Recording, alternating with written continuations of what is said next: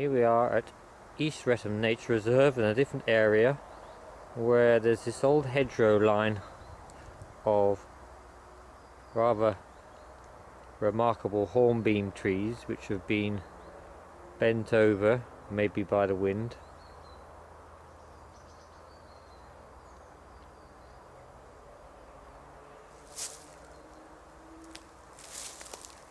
And Julia has set herself up to draw this tree over here.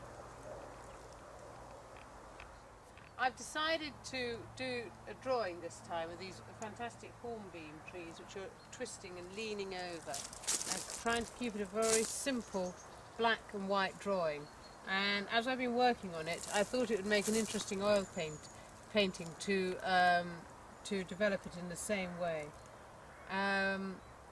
and just very as simple as I possibly can, but trying to gain that sense of twist which we're very conscious of when you look at these trees.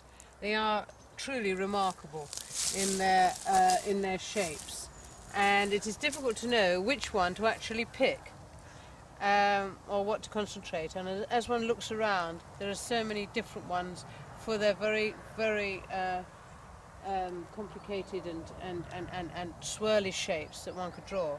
When I've been drawing it, I've been thinking of two things: not only of the twist of the bark itself, but also of hair, and how the hair, you know, in curls, how the lines go around in that way, or of grass, how that is, you know, as it's been blown by the wind.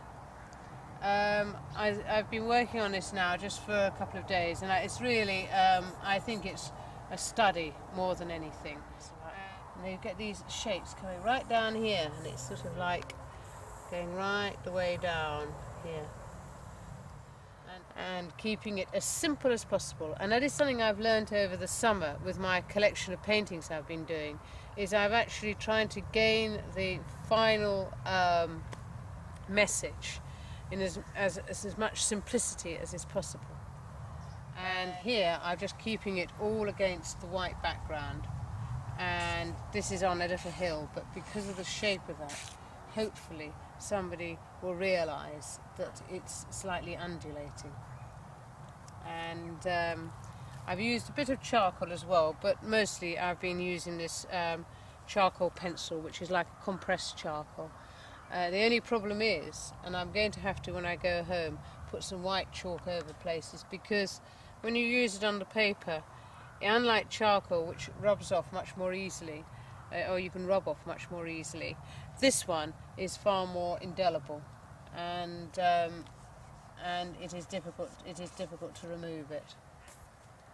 So you know, that's really what it is now, and it is something that right from when I started drawing and painting, I would find I instinctively would be using black and white, and it is something I've always rather sort of enjoyed using. I've done lots and lots of drawing over my lifetime, and I like the directness. I like the contrast that you can get in just using a very simple media.